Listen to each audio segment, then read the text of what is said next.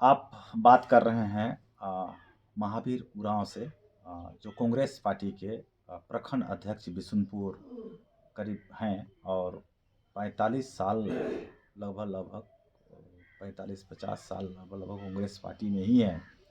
तो ये बताइए आप कि पाँचवीं अनुसूची की जानकारी आपको तो 1-1.5 साल पहले हुआ, लेकिन अगर आपको अगर 25 साल 30 साल पहले अगर पाँचवीं अनुसूची की जानकारी होता तो फिर झारखंड की क्या स्थिति होती, इस पे आप थोड़ा सा बताएं।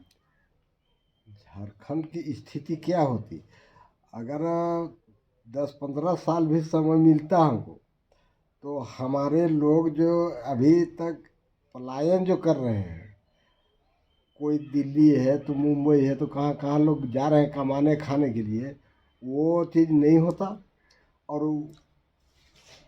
पलायन कर रहे हैं मतलब है कि उनका ज़िंदगी बर्बाद हो रहा है। ज़िंदगी बर्बाद हो रहा है कहने का मतलब है कि अब लड़की जात है, वो गई है, छोटा में गई है, वो वहाँ जा करके जवान सयान हो गई और उधरे घर परिवार बनाती, तो बर्बादे हो गया वो तो हमारा जो समाज का जो संस्कार है संस्कृति है वो तो खत्म हो गया उसके साथ में। तो इसलिए पहले से जानकारी होता तो कम से कम इस चीज में तो रोक लगाबो करते हम लोग। तो ऐसा है कि एक सामाजिक की सर्वे के आधार पे मैं बात कर रहा हूँ, और सरकारी सर्वे तो ऊंच नीच होता है, लेकिन सामाजिक सर्वे है कि प्रत्येक वर्ष आदिवासी मूलवासी झारखंड से लगभग 1 लाख लोग बाहर जाते हैं और कहीं ना कहीं जाके उनकी मृत्यु हो जा रही है। लड़कियां तो वापस आती ही नहीं है, और लड़कों का तो खैर कहना ही बड़ा मुश्किल है। अगर प्रत्येक वर्ष जनसंख्या घट रहा है, हम मानेंगे तो झारखंड में आदिवासी मूलवासियों का 1 लाख जनसंख्या हर एक साल घट रहा है, सिर्फ बाहर जाने के उद्देश्य से, सिर्फ रोजगार के नाम पर।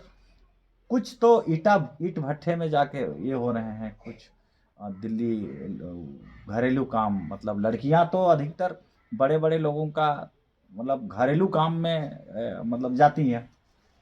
वहां पर उनका आर्थिक मानसिक शारीरिक हर तरह का शोषण भी होता है और वो लोग लौट के नहीं आती हैं। तो 1 लाख हर साल घटना, अभी क्या लगता है कि गांव आज से 20 साल पहले गांव में जैसे भरे पड़े गांव दिखाई पड़ता था, क्या वही स्थिति में गांव है या फिर कुछ अभी डेवलप किया है गांव? नहीं, डेवलप तो कहाँ से डेवलप करेगा, इसलिए डेवलप नहीं करके हमारा गांव मिटते जा रहा है।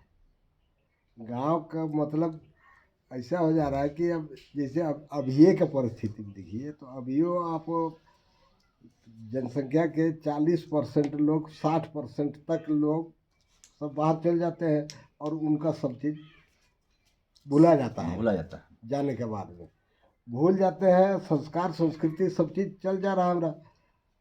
अब नतीजा ये है कि अभी के परिस्थिति में हम लोग का जो सामाजिक जो भी रीति रिवाज चाहे जो भी धंधा है उसमें भी अंतर आ जा रहा है। अंतर आ जा रहा है। सामाजिक में भी अंतर आ जा रहा है और आर्थिक में तो जा रहा है, जा ही रहा है। मैंने जो भी पलायन किया, लड़की जात लोग है वो लोग तो गया तो खपिए गया, लड़का लोग का तो गारंटी ये नहीं है कब कहाँ रहेंगे क्या करेंगे, इनका तो कोई हिसाब किताब नहीं है। इसलिए हम तो कहेंगे कि ये अगर ये खाली रुक जाए पलायन वाला बीमारी, तब तो गांव हमारा भरा पूरा रहेगा, रहता भी है तो नहीं है कहेंगे, जो रहता था वो माहौल पहले जैसा वापस आएगा वापस आ जाए। पांचवें अनुसूची से। हाँ, पाँचवें में। मतलब ग्राम सभा अगर कड़ाई से लागू हुआ तो आपका जनसंख्या भी वापस हो जाएगा, आप जो रूढ़ी प्रथा परंपरा को भूल रहे हैं वो भी वापस हो वो जाएंगे। सब कुछ यानी आपका जो जल जंगल जमीन में जो अतिक्रमण हो रहा है या फिर आपका समाप्ति की ओर है, ये सब सारा चीज वापस होगा। वापस हो जाएगा। तो ये बताइए हमको, आपका तो 40-50 साल का राजनीतिक जीवन में एक्सपीरियंस रहा, जिसमें भाजपा के लोग भी सरकार में रहे, जेएमएम के लोग भी रहे, कांग्रेस भी रही, गठबंधन भी रहा और राष्ट्रपति शासन भी हुआ। तो इसी तरह केंद्र में भी सभी लोगों का सरकार रहा। ये बताएं आप कि हर कोई आदिवासियों की विकास की बात किया, हर कोई आदिवासी का विकास पर ही वोट लिया, और सबने पलायन को ही आधार माना। तो क्या सभी राजनीतिक दलों का जो कथनी या करनी, उनका जो कथनी सीधे गांव में करनी नजर आता है या फिर उनकी बात हवा रह जाती है? नहीं, उनकी बात तो कथनी और करनी में अंतर है कहता है लोग। वही वाला सिस्टम है कि कथनी में कहेगा कुछ और करेगा कुछ। राजनीतिक पार्टी वाला तो खासकर और है कि ये लोग भाषण कुछ देगा और कर्म कुछ करेगा। चाहे भाजपा हो, चाहे चाहे कांग्रेस हो, चाहे चाहे कोई भी हो। कोई भी हो, सब कोई का वही क्या कहते हैं, सिक्का के दो पहलू। वही वाला इस हिसाब इस सबके साथ में लागू होता है। अच्छा, मतलब इधर छुइए तो भी विनाश, इधर छुइए तो भी विनाश। मतलब आदिवासी का कहीं भला नहीं हो सकता। यानी ईमानदार व्यक्ति, जो गरीब व्यक्ति, उसको ऊपर उठना है तो राजनीतिक में जाना नहीं चाहिए। तो आज एक बात बताइए कि किसान के लिए या मजदूर के लिए किसी भी राजनीतिक संगठन आज तक कोई भी आवाज नहीं उठाया। जैसे आप देखे होंगे कि कुछ दिन पहले एमएसपी गारंटी कानून और कृषि काला कानून बिल को लेकर के काफी हंगामा हो रहा था पंजाब के किसानों के द्वारा। उस समय कांग्रेस पार्टी के लोग भी आंदोलन में शामिल हुए थे और काला कानून का विरोध किए थे। लेकिन काला कानून वापस हो गया, लेकिन एमएसपी गारंटी कानून का बात ही नहीं हुआ। फिर जो आंदोलन शुरू किए वो भी बिल में घुस गए। कांग्रेस पार्टी का भी मुद्दा समाप्त हो गया। बीजेपी का तो खैर समाप्त, उसका तो सोच ही नहीं है कि एमएसपी गारंटी कानून बनाना। तो फिर आप बताइए कि आखिर ऐसा क्यों हुआ? आखिर किसान या मजदूर की बात या आदिवासी की बात कोई करता क्यों नहीं है? वही चीज कह रहे हैं कि ये 5वीं अनुसूची को अभी तक की जो भी राजनीतिक पार्टियां हैं वो सब बढ़िया से अध्ययन नहीं किए हैं। माने बढ़िया से उसका अध्ययन करके और बाखूबी उसको लागू करवा दे तब तो सब समस्या कोनो बातें नहीं उठेगा तब तो यहाँ तो 5वीं अनुसूची में तो यहाँ पे गैर आदिवासी को रहना नहीं है, व्यापार करना नहीं है। कोई दूसरा हिंदू, ईसाई, मुस्लिम कोई भी धर्म का होना नहीं है। यहाँ तो सिर्फ प्राकृतिक पूजक होना है, रूढ़ी प्रथा परंपरा कस्टमरी लो होना है। तो फिर ये लोग कैसे 5वीं अनुसूची को लागू करा देंगे? चूंकि बाहरी लोग, जितने भी विदेशी लोग हैं, वो लोग तो धर्म लेके आए हैं। वो लोग तो जितने भी धर्म है, आप तो सब बाहरी धर्म है। अगर भारत, प्राचीन भारत की बात करें, मोहनजोदड़ो की बात करें हम, और सिंधु घाटी सभ्यता की बात करें, तो आदिवासी की परंपरा वहां से है स्टार्टिंग। लेकिन कहने का मतलब हिंदू या सनातन, ईसाई या मुस्लिम, ये तो भारत का कोई धर्म नहीं, कोई धर्म नहीं। तो फिर आज का राजनीति में तो हिंदू मुस्लिम की लड़ाई होती है, हिंदू मुस्लिम, इसी ईसाई का बात होता है, चूंकि वोट बैंक उनको करना है। तो फिर प्राकृतिक पूजक क्यों जाएंगे वो लोग? वही चीज न कर रहे हैं कि इस ओर उन लोग का ध्यान नहीं है और वो लोग खल भटकाने का काम करते हैं ताकि उनका शासन चलते रहे, अपना उल्लू सीधा करते रहें। इसलिए वो लोग इस बात पर ध्यान नहीं देते हैं। और आदिवासी को ध्यान देना मतलब है कि अपने पैर में ही कुल्हाड़ी मारने जैसा काम वो तो करता है लोग तो। और वो सोचता भी है, जैसे अभी जो भी विधायक या सांसद जो भी होता है आदिवासी लोग होता है, एक तो रिजर्वेशन खाली मिल गया है जिसके चलते कि उन लोग को मजबूरी हो जाता है कि देना पड़ जाता है। अब उसमें भी है कि अब मान लीजिए हमारे इस आदमी को भी एक चुनाव में ले जाएगा लोग टान के, चुनाव तो करा लेगा और जितवाइयो देगा, लेकिन फिर जगह हम 5वीं अनुसूची की चाहे कोनो भी नियम कानून जो भी अपना है उस पर हम बातें नहीं कर सकते। तो उस जगह का है तो वो लोग जो चाहे कांग्रेस हो, चाहे बीजेपी हो, चाहे जेएमएम हो, चाहे कोई भी राजनीतिक पार्टी हो, तो वो लोग तो अपना एजेंडा बना लेता है पहले। कहने का मतलब वो लोग जो अथी बनाता है, किताब बना लेता है एजेंडा नियम कानून का, उससे बाहर वो लोग निकलने नहीं देता है। जिसके चलते कि आदिवासी की ओर कोई भी नेता, चाहे कोई भी विधायक, सांसद, कोई भी ध्यान नहीं देता है। तो अगर आपको एक चीज मैं बोल रहा हूँ, अब मरने का समय है, अब झूठ नहीं बोलना है तो अभी आप स्पष्ट बोल दीजिए कि जो 5वीं अनुसूची है, आदिवासी, मूलवासी, गरीब धनी सभी जाति के लिए, गांव वालों के लिए, विकलांग के लिए, अंधा के लिए, बहिरा के लिए, लंगड़ा के लिए, मतलब जो आर्थिक रूप से कमजोर है, उस सभी व्यक्ति का समस्या का समाधान गांव में हो जाएगा। मतलब रूढ़ी प्रथा ग्राम सभा में सारा समस्या का समाधान हो जाएगा ना? हो जाएगा। इसमें नो डाउट है ना नहीं, कि इसमें भी कहीं दिक्कत है? नहीं, इसमें तो कहीं कोई दिक्कत नहीं है। कहने का मतलब है कि जैसे ग्राम सभाएं बनाना है तो ग्राम सभा बनाना, तो उसमें उसमें रिजर्वेशन के आधार पे तो वो तो देवे किया है, पहले उसमें लिखले है आदिवासी लोग का सब चीज़ अलग है, संविधान में अलग से सब कुछ। इनका तो कोनो बुझे भी नहीं करता है, जिसके चलते कि लिख के ये लोग के लिए स्पेशल उसको लिख करके डाल दिया लोग कि ये लोग का सब चीज़ अलग ही रहेगा भैया, ये लोग के साथ में हम लोग कहीं पर मेसा ही नहीं है। मतलब आदिवासी का मतलब हम यही समझेंगे कि जो रूढ़ी प्रथा परंपरा को मानता है, जो आदिकाल से रहते हुए आया है। तो आप एक बात को बताइए कि ये बात आप बोल रहे हैं चूंकि 5वीं अनुसूची के हिसाब से आप बात कर रहे हैं, लेकिन 1950 में एसटी, एसी, ओबीसी ये 3 वर्ग में जैसे आदिवासी को बांटा, ये सही बात है कि नहीं बांटा? बांटा, ये बांटा।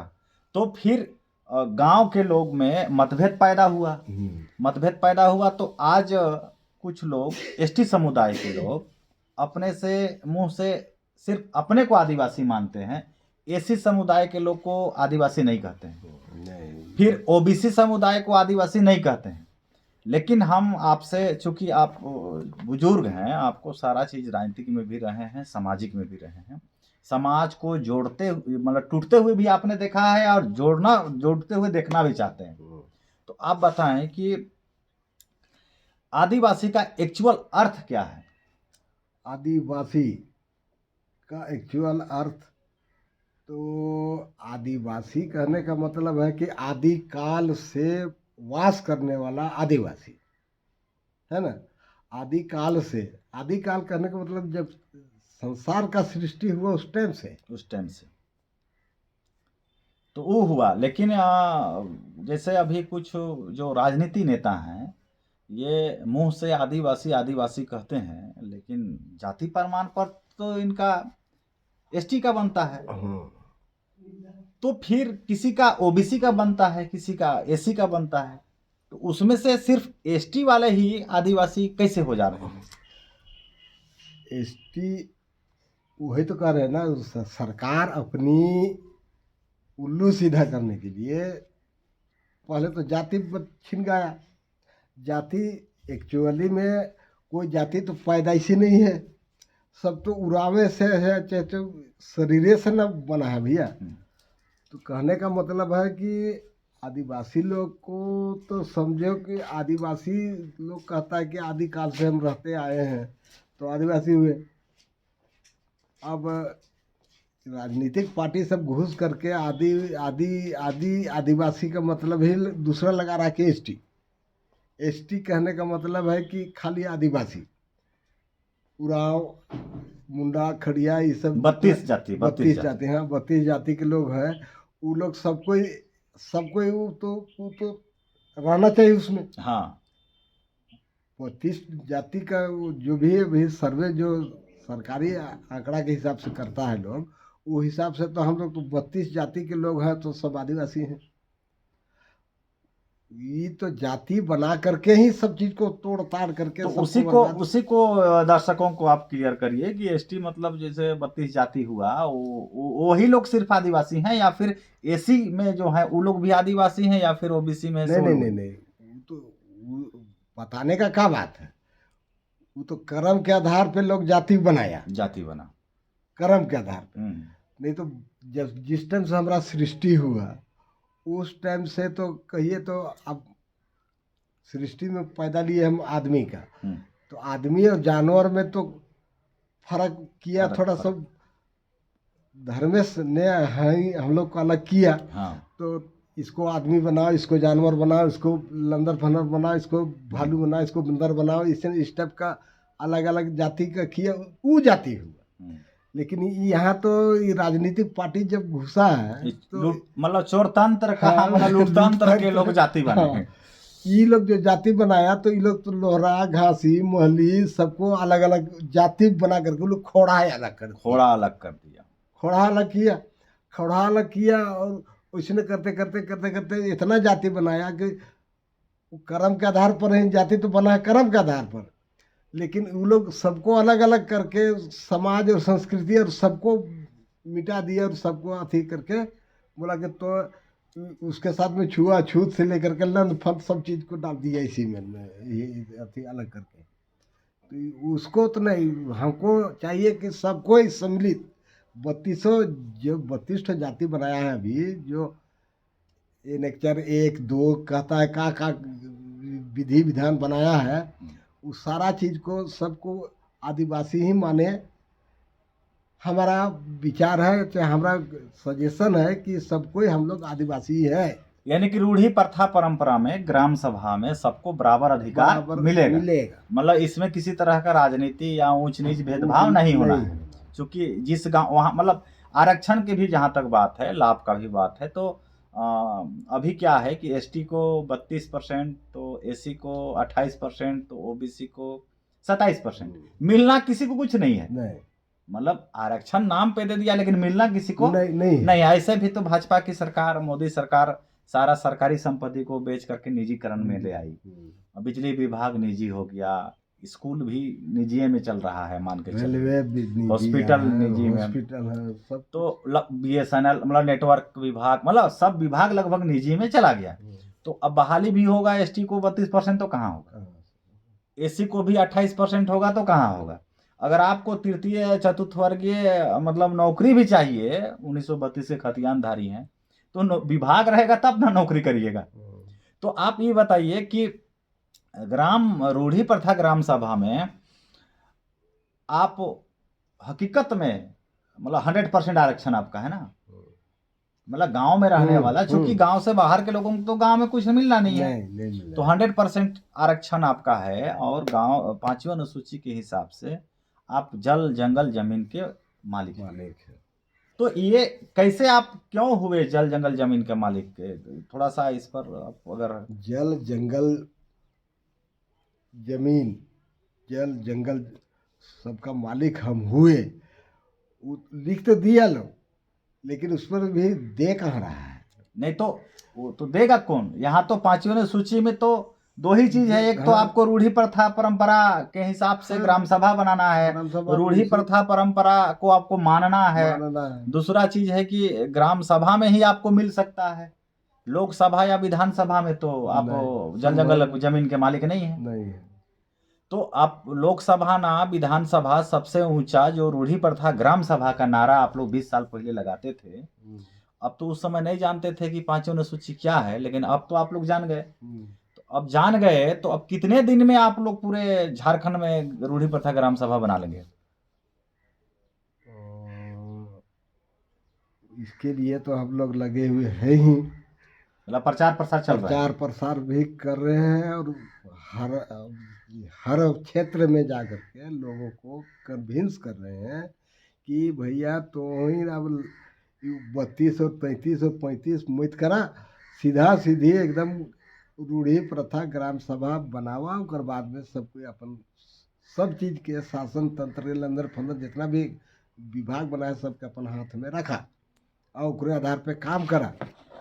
और ऐसे तो प्रयास तो हम लोग का चल ही रहा है, रांची क्षेत्र में कुछ हो ही रहा है, यहाँ गुमला जिला में हो रहा है, लोहरदगा जिला में हो ही रहा है। इस तरह से हम लोग सभी जगह आप लोग कर रहे हैं, प्रयास कर रहे हैं। तो आप अपने जैसे अपने उम्र के या फिर आने वाला जो नौजवान जो अभी राजनीतिक में उछल कूद कर रहे हैं, चामड़ीगिरी कर रहे हैं, गुमराह कर रहे हैं, ऐसे लोगों के लिए कुछ सुझाव दे दीजिए। अब वैसे लोग तो हम सीधा सीधी कहते हैं कि कहावत भी कहता है लोग, आज से नहीं जमाना से, जैत पढ़ुआ तैत भड़ुआ होते आया है लोग। जैत पढ़ुआ तैत भड़ुआ। तो इसलिए आप तो सजेशन क्या देंगे? सजेशन तो हम लोग इतना करिए रहे कि भी लोहरदगा गुमला जिला और रांची जिला में सब जगह करीब करीब प्रचार प्रसार तो पूरा हम लोग का चल रहा है कि रूढ़ी प्रथा ग्राम सभा ही एकमात्र उपाय है जो कि हम ऊपर जाएं चाहे भीतरे जाएं। यही हमको ऊपरे भी तार सकता है, चाहे तो हमको जमीन में रख सकता है। पांचवी अनुसूची, पांचवी अनुसूची और ग्राम सभा ना, रूढ़ी प्रथा ग्राम सभा। ग्राम रूढ़ी सब मतलब रांची शहर के आदिवासी मूलवासी हो, चाहे किसी भी जिला का हो या गांव का हो, अगर जल जंगल जमीन को बचाना है उनको, या फिर बेटी बहन का इज्जत बचाना है, या फिर उनको रोजगार चाहिए, या फिर उनको आजीवन संतोषजनक जिंदगी चाहिए, तो रूढ़ी प्रथा ग्राम सभा और पांचवी अनुसूची के अलावा नहीं संभव है, कहीं संभव नहीं है।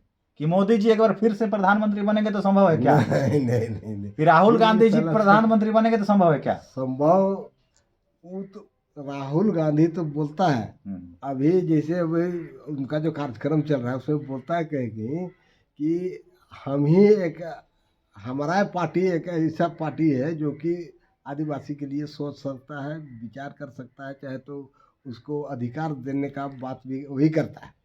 इसलिए हमको अगर शासन दोगे तो हम तो भैया सब चीज़ तुमको दे देंगे।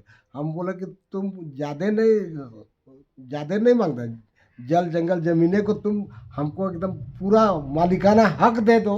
तो सरकार तो झारखंड में उन्हीं का ना है, मतलब कांग्रेस का भी तो है। तो फिर झारखंड सरकार से क्यों नहीं कह देते हैं कि जो पांचवी अनुसूची क्षेत्र में जो अतिक्रमण ये लोग किए हुए हैं उसको कम से कम वापस ले लें, हटाओ उसको हटा दे।